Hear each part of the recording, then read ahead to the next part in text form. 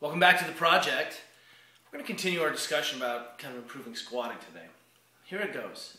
Sometimes the dirty truth is that talking about squatting or mobilizing for improved squatting is a private affair. Sometimes I'm going to ask you to put parts of your body near a bar that you wouldn't want another human being to use right away. So you may have to do this with a ball at home. You may have to set up in private. Don't do this at your global gym. This will get you kicked out. Very first thing we're going to do, and it's less risque, we'll save the most risque thing for the end, is continue this concept of mobilizing in a position of restriction. And one of the things that happens is when we squat, it's this tug of war between extensors working flexors. And a lot of the flexors in this role kind of manage maintaining a rigid pelvis, pull me forward, and maintain the ability of keep me from being pulled apart by my extensors. In fact, if you ever see someone get blown up, there's this mass extension movement where head comes back, shoulders come back, arms come down. In fact, that's what we teach our beginners to pull the hands down, or we tie the lat tri-tuck in. One of the things that happens, though, is that psoas, that hip flexor, that stuff all gets tight and short. Kind of talking about tying in yesterday's a bridge to today's movement.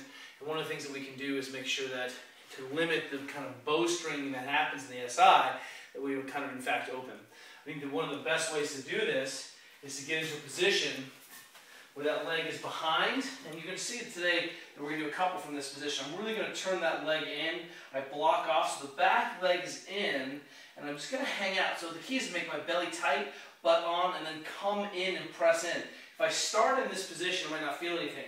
What I want to do is load by squeezing, turning in, squeezing the butt, and then pressing in with the butt on, and that's going to make that fulcrum inside. We're mobilizing hip extension, but what it's a difficult thing to do is to open this piece out as we squat. So that's homework number one. Let's try to get a couple minutes there. You're really going to have to grind through, and that's ugly. Homework number two is this. It's a little bit trickier.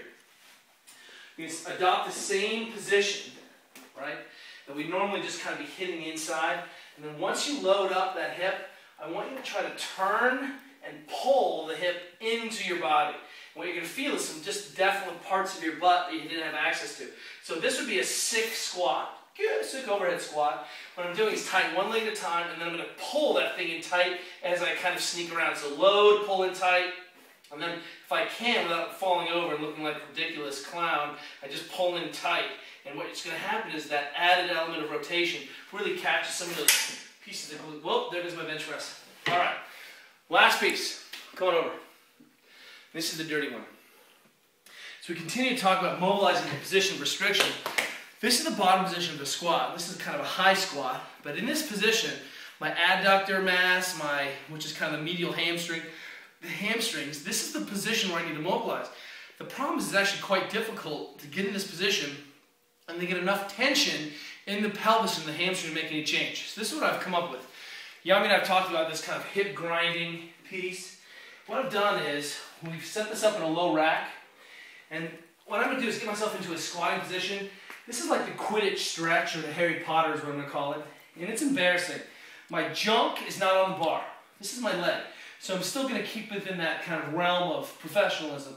But what I'm going to do is be able to load and really catch some of those parts of my hamstring that are uncomfortable. And it's hard to get this in this position, and then I can really come all the way up against the pubic bone, or kind of into that ischiotuberosity, the sit bone, and I can peel right off. So in the past, we've kind of done forward and back. That's one thing, but in this iteration, I'm going to go really wide stance, externally rotate the leg, and then I can almost pull myself down on it. It is so gnarly, and then I can actually roll all the way out through the hamstring. And the difference is that external rotation torque applied to the leg. And I want you to grind through and find all of those, see, neural tension that goes out. That's homework.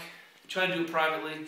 Understand that it is a radical difference in terms of being able to shove the knee out. And you can see even just there, doing that for 1 second, allows me to buy a lot more external rotation in the leg.